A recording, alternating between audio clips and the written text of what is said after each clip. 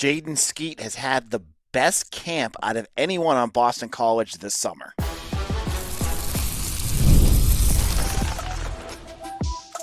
You are Locked On Boston College, your daily podcast on the Boston College Eagles.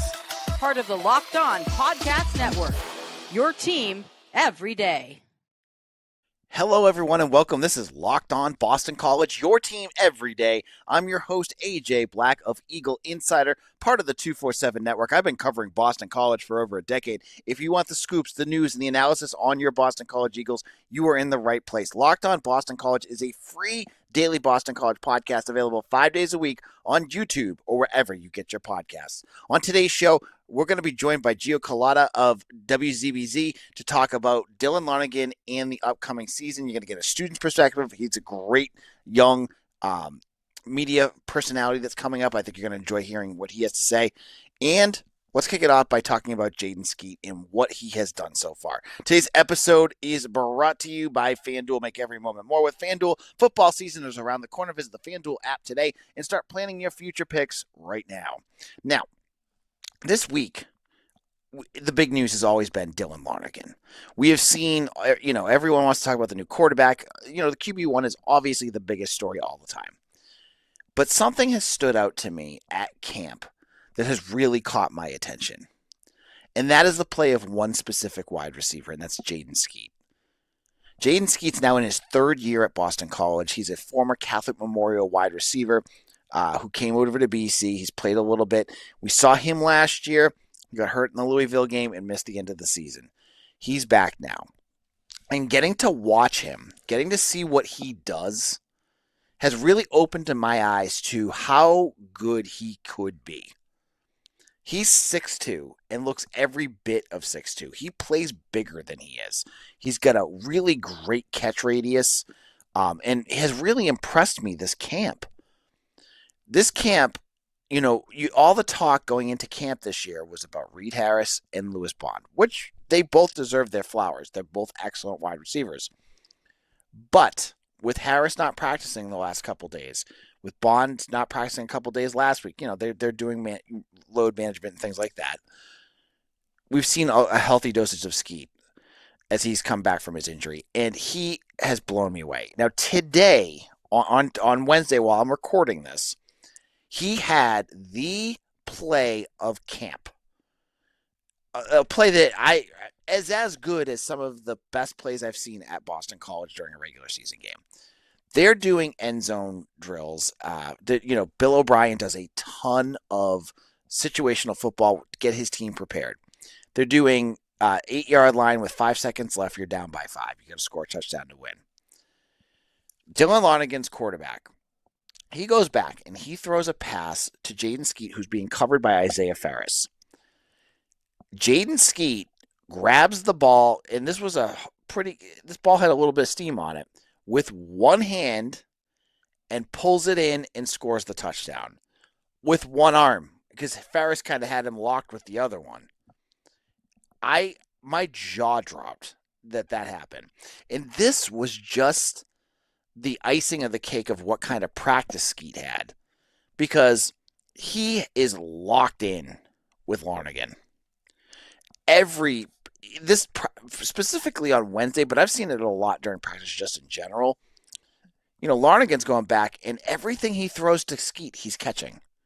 He just gets it. He's got, again, I mentioned his catch radius. He's got long arms. He's a bigger wide receiver. He gets up there. He grabs everything. This is one of the most intriguing storylines that has come out of camp for me, because I think we all kind of just forgot about him, or don't expect. Folks out there might think of other people that might want to see Rocket or Rocket Wilkins or Dawson Pugh or whatever. It's Skeete. This guy is going to be something for BC this year. Don't sleep on what he can do, because his ability to make tough catches, he looks like in the way he looks out there, the only way I can describe it is that he looks like an NFL wide receiver out on the field.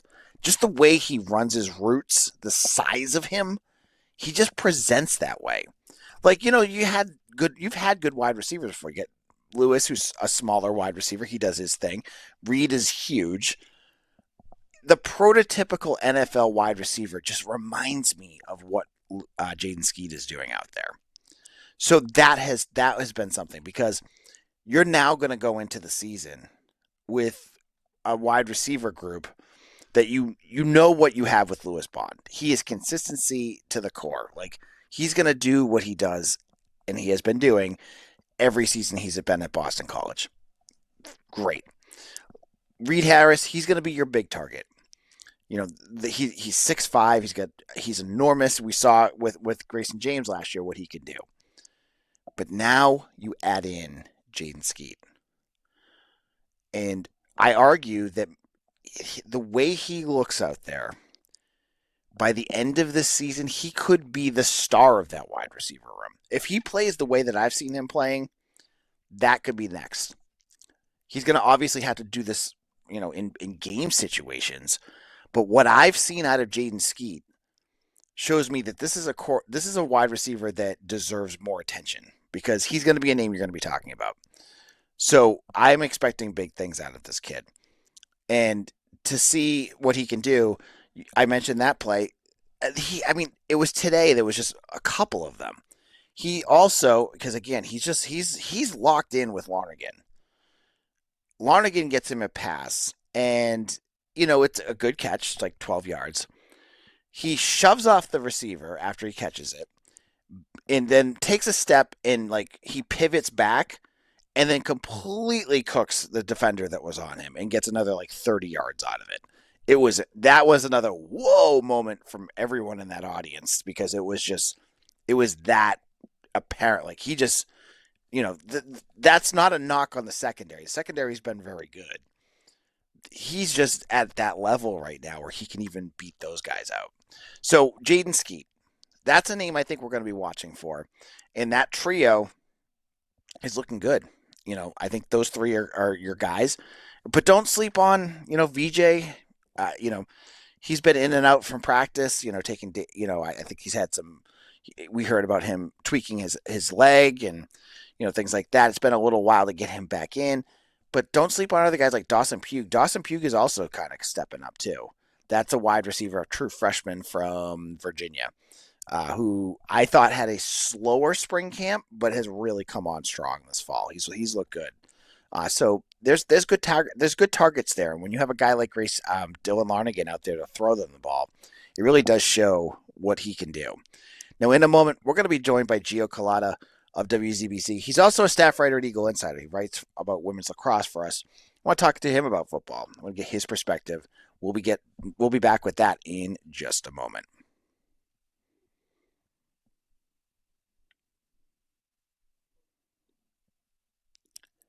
As summer winds down, there's something nice about getting back into the routine you love, and Wayfair makes it easy to set yourself up for the season ahead. From bedding and linens to storage solutions for every room, Wayfair is your one-stop shop to refresh your home. I gotta tell you, I need new sheets. I want a new comforter, a down comforter, and I know exactly where I'm gonna go. I'm gonna go to Wayfair because A, I know the quality is amazing. B, I know I'm gonna get a good price, and C, I get it quick. I want to get comfy and warm during the winter, and I know the stuff that I will get from my bedding at Wayfair is gonna knock it out of the park. So I'm going to go there. And the prices are awesome. So check it out. Go to Wayfair right now. It's the perfect time to get your house ready, whether that's organizing, upgrading your workspace, or making weeknight dinners easier. Get organized, refreshed, and back to the routine for way less. Head to wayfair.com right now to get all things started. That's WAYFAIR.com. Wayfair, every style, every home. This is Locked On Boston College. AJ Black here. And if you are looking for a second listen, if you are checking out another show on our network, check out Locked On ACC with Kenton Gibbs and Alex Dono. They're talking all things ACC. But you guys have heard me talk a lot. This is my show. It's a lot of me chatting and giving my perspective on things. And some of you might I know some of you like to hear different voices. We've had Mitch on here. We've had Mike Sidley and, Alex Agrella. I was really pumped when Gio Culvotta reached out to me from WZBC and wanted to be on the show, because I love to have different perspectives on things. Now, Gio is as a student at BC, and he wants to come on and talk about Dylan Lonergan and the season. So I want you guys to welcome Giovanni. Do you go by Gio or Giovanni? Either one works, AJ. Thanks so much for having me. Well, welcome to the show. So it's great to have you on. Yeah.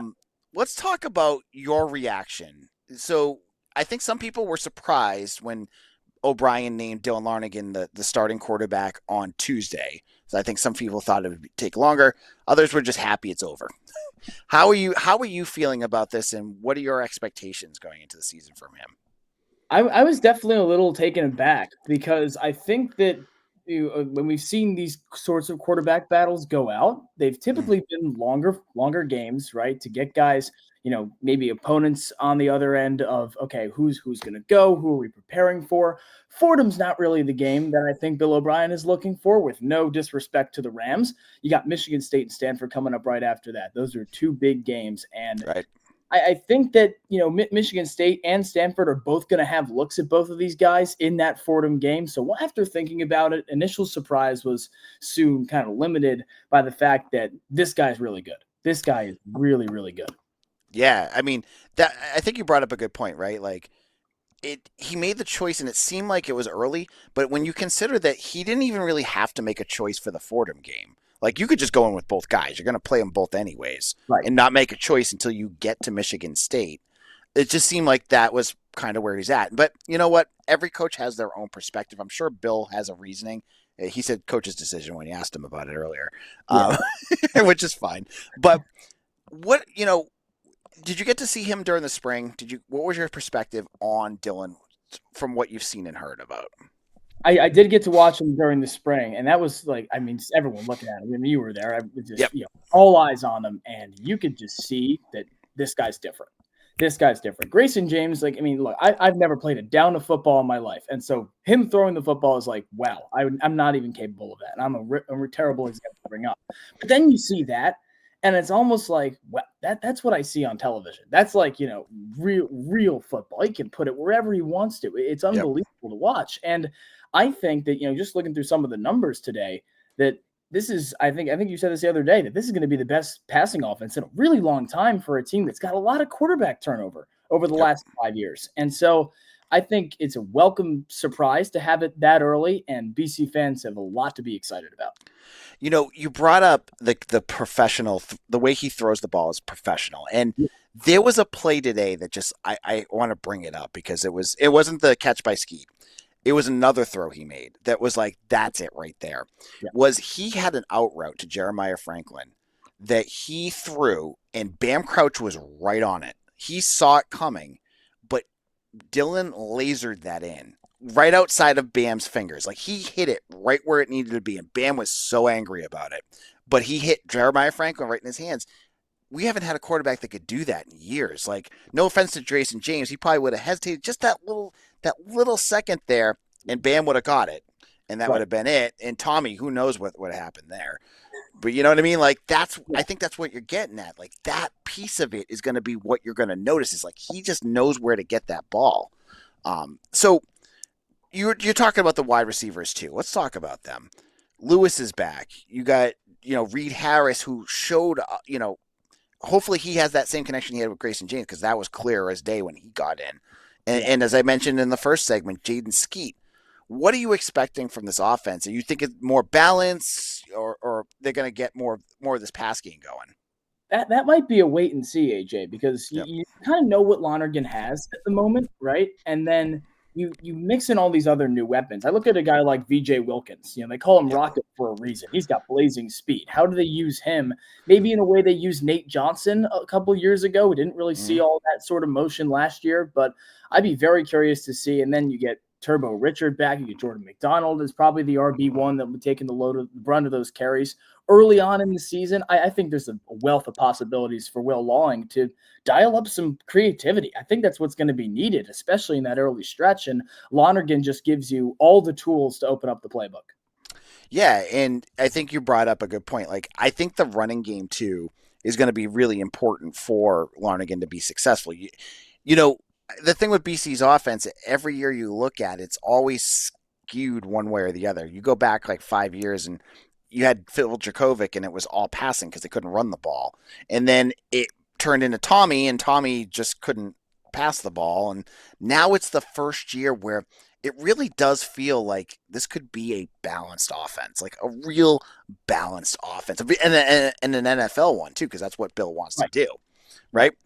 When you're, what are you thinking in terms of like peak? What's like the ceiling for Lonergan in your eyes? Like, what are your expectations? I want to hear what you'd say on that. You talking numbers or like intangibles? I mean, I think there's a lot. Like, where do you think he could go with BC? Like, it doesn't have to be numbers, just like, how good do you think he could get? I think he could get to be, all ACC, like this like upper caliber of quarterback, especially with a guy he's super familiar with, the man that recruited him, for Christ's sake, Bill O'Brien, all the way back when he was a 4-star. And in this sort of offense with a dynamism it hasn't had really in quite some time, I think you got to point to like the Matt Ryan years for that, right? Where has that been? Maybe even Anthony Brown, that dual threat quarterback. Tyler Murphy's a name that comes to mind. We haven't really seen that, and Thomas Castellano, say what you will about him, especially after this whole couple of months fiasco, but he doesn't have the arm that Dylan does. And if Dylan can mix in some of those scrambles, and then there's an open playbook, and then you see all these players that are, coming in from a variety of places and that are having big roles on this team, I think the sky's the limit for him.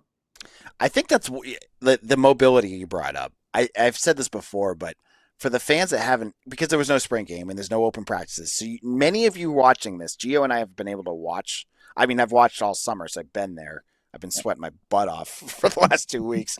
But I think what you maybe don't realize about Dylan is how mobile he is. He is quick, and that was the piece for the first 2 weeks that I noticed that really made him stand out, was that when there's things not there, he can take off and he's got wheels. So that I think is something to watch for, because yes, he has a great arm, but he's not like the pocket passer that just stands there.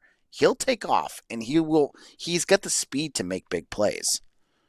Right. And I think that makes him, doubly dangerous, but it also, not in the way that Tommy was, where he doesn't have the downfield ability. And so Will Long and even Steve Shimko, almost forgot that name for a moment. The way that he walked the offense was, okay, he's an incredible runner. And then Tommy's probably a better runner than Dylan. But Dylan at least has enough, almost in the way that Aaron Rodgers does. Of course, that's a really comparison to make. Rodgers, maybe the best arm talent to ever play the game of football, depending on who you talk to.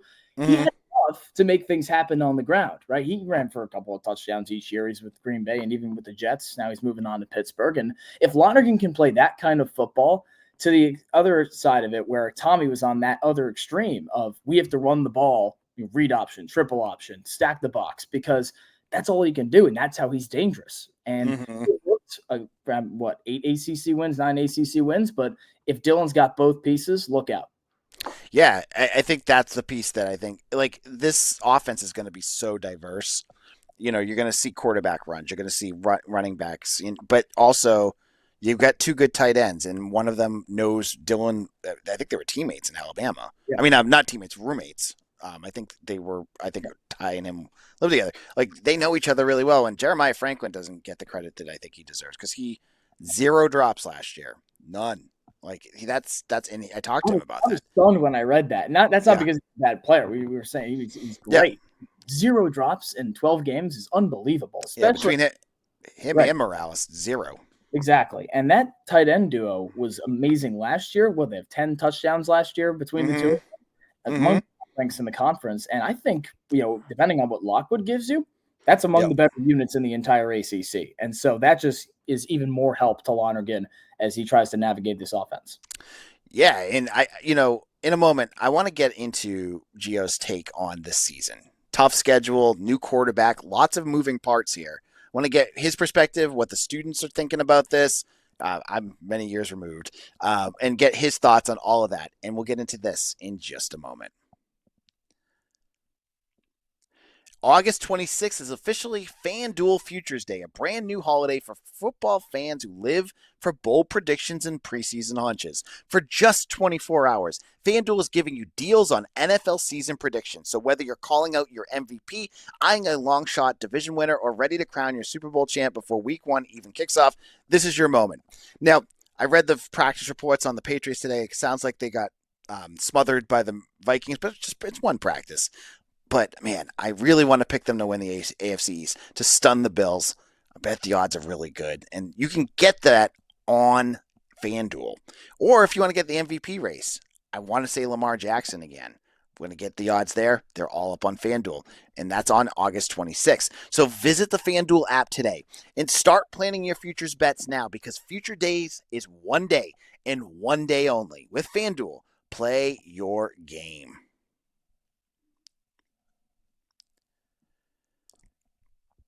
Locked On Boston College, AJ Black here. And for my everydayers, all of you who have listened to Locked On BC every single day, you've been checking out, I've done talk about Dylan Lonergan for 5 or 6 days straight now. I'm getting exhausted, but it's all worth it. And I hope you check it out on YouTube or wherever you get your podcasts. Now, we have Gio. Do I say your last name right? Is it Culvotta? Culvotta, you nailed it. Nice. Got it. Awesome. Of Eagle Insider and WZBC. He covers our women's lacrosse, but he also does a lot of work, and we'll talk about all that work because I want to hear more about how you can support the valuable work WZBC does in a moment. But let's talk about this upcoming season. You're playing 3 playoff teams at home. You have Notre Dame, Clemson, and SMU.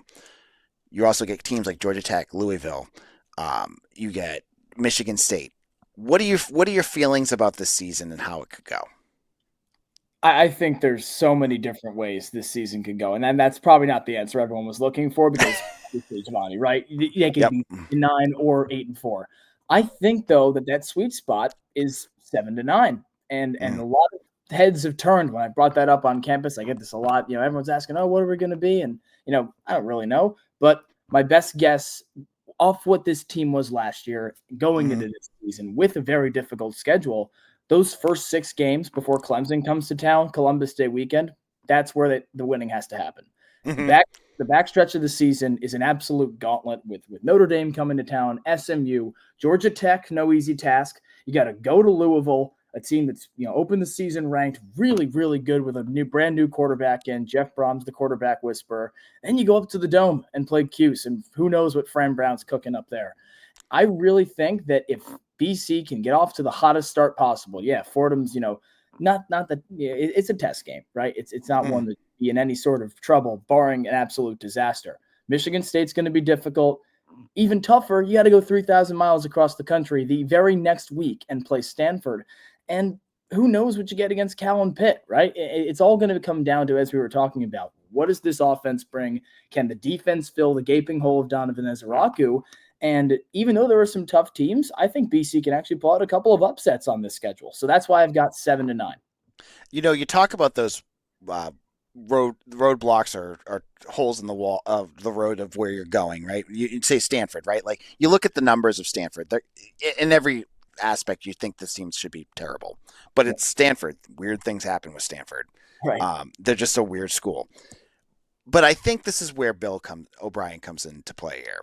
Because this is a coach watching at camp. He has this team prepared for everything. I think that's the difference between him and Hafley. Like, Hafley, it felt like at times just was like, deer in headlights because he's new to this job and he's learning all these things. Bill's done this for 35 years. He knows what's coming. And so I think that piece might be something that could be beneficial to BC. Yeah, now the guys have to just execute. You know what I mean? Do you think... Now, home games. How excited are the students for having Notre Dame at home this year? Oh, well, Notre Dame, I think those tickets sold out in seconds. I believe that season tickets have almost sold out. Maybe have sold out. No, I believe they have sold out. But I would say a large part of that, with no disdain to the athletic department, is solely for the Notre Dame game, because I think at some level it's cheaper to buy the whole season package than it would be for one ticket to that game. I mean, freshman year, it was a huge deal. And BC was, miles away from what we're going to get this year. At least let's hope, right? 3-9. Our freshman year there in 2022. Yep. And they went through an absolute blizzard in South Bend and got absolutely crushed, but the excitement was off the charts, right? We were going in to watch Emmett Moorhead play one of the best teams in the nation. And now we've got, Marcus Freeman coming off Coach of the Year, Notre Dame coming off the national championship. And if this BC team is 7-1, which is a distinct possibility with the first 8 games of that season, that place is going to be absolutely bananas, and I can't wait. Yeah, I think back to was it 2018 with Clemson during the red bandana game, and Yeah. it was the last game, college game day that came to BC Yeah. 7 years ago. And when Michael Walker returned that kickoff return for a touchdown at the beginning of the game, that was the loudest I've ever heard Alumni Stadium in the last like 20 years. And now, if you can get, as you said, like get BC up there and like have them, at like 7-1 or something like that, the students are going to be juiced up. They're going to be ready for this. It's going And to be crazy. game hasn't been north of Penn State since they've been to BC all those Yep. years ago. So Yep. you don't want to pencil anything in. I mean, I'm sure there's a big slate that weekend across the SEC and beyond, but who knows? If it's 7-1 BC versus 8-0 Notre Dame, I don't know if game day can not come to that game. Do you have any crazy predictions for this year? Like something that you're like, this is something I believe that you haven't talked about yet? The one that has turned a lot of heads for people I've talked to is I've penciled in SMU as a win. I think they're going to beat the Mustangs at home this year. They've played two very close games against SMU in the past 2 years. Of course, the Fenway Bowl doesn't come with an asterisk, but there's certainly something to be said about the conditions of that game, the fact that SMU had to come off the disappointment of potentially going to play Oregon in the Peach Bowl and then having to play kind of BC in the Fenway Bowl, bit of a difference. And then they go to Dallas last year in BC and put on a show. I think that was the best game front to back outside of a few mistakes from Grayson James in the defense that BC played in. And you should have by 10 points, but that was a late touchdown from SMU at the end there. So who knows what Kevin Jennings brings? He's gotten a lot of offers to go elsewhere. Who knows what the numbers actually are. He could be one of the better quarterbacks in the nation this season, but doesn't mean that BC can't hand him a shock. Yeah, look at that secondary. It's been the group that I've been impressed about most of the camp, and that lineup right there is like, maybe this year they have the guys to match up and keep him from, I think it was the first half last year where he just was like all over the place. All over them, running everywhere. Yeah. Yeah. And so I think that'll be a big difference. Now, Gio, I want you to tell me about your other work. Tell us about WZBZ, what you guys are up to this year. So we've actually been up to a lot this summer. We've got a brand new board in. We've got a bunch of other things we're looking to implement, and those other things include video content, written work on our new website that's coming out, an alumni newsletter, hoping to partner with the journalism department to get our name out there. And if you're not familiar with WZBC Sports, for those of you watching, we are the only student broadcasting station on BC's campus. We did a station record 150 games last year. 71 of them were women's games. That's by far the most in our station's history. Recently just named the flagship radio network for BC women's athletics, something that I'm super proud of. And then this year, for the first time in over a decade, we're headed to all 12 BC football games. So all 5 of those road trips will be live on the call, on site there for all those BC football games. And it's a huge testament to everyone at our station that's done phenomenal work. And my partner, Nick Petralia, co-directing with me. He's done an amazing job. Even abroad last year, he was still in and got us all the money we needed to get to where we wanted to go. And I just can't wait to get back in a couple of days. I love after games because obviously I'm in the press box for all of it, but you guys put up your clips and stuff. I love to hear you guys reacting to games because that's the. I mean, as an alumni and being there and like all that stuff, it's always fun to for my own reactions, but to hear you guys, the actual students, reacting to a big win, like when Max Tucker had that interception last year, or a big win over Syracuse or whatnot. That's the coolest stuff. And so I'm so proud of you guys, and like keep up the good work with all that. And definitely, where can people find you to like support this? So we are on X, YouTube, and Instagram at the moment. We've got a podcast coming in that will be continued called the Beacon Street Buzz. That's on Spotify. That's got a tree with all of our stuff on it.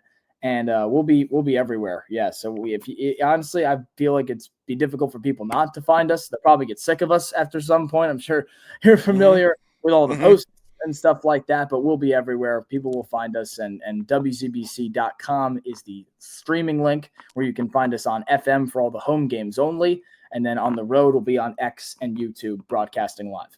Awesome. Thank you, Gio, for joining us today. I will be back on Monday. Scrimmage number 2 is in the books by the time we record that. I will probably have Mike Sidley, who will be covering it on the show, to discuss that. We're going to want to hear all about that. I'm sure Bill O'Brien, who's talking, will have some updates on some of the guys that have not been practicing. So hopefully we get some updates there. And now make sure to follow me on Twitter at AJBlack247. I'm on YouTube. I'm on Threads, Blue Sky. I'm on TikTok. Yes, I do TikToks. I'm just learning this stuff. But I love it. It gets a whole new audience to hear all about what we're doing for BC. So thank you again, Gio, and we'll be back again on Monday for another show, another episode of Locked On Boston College. Your team every day.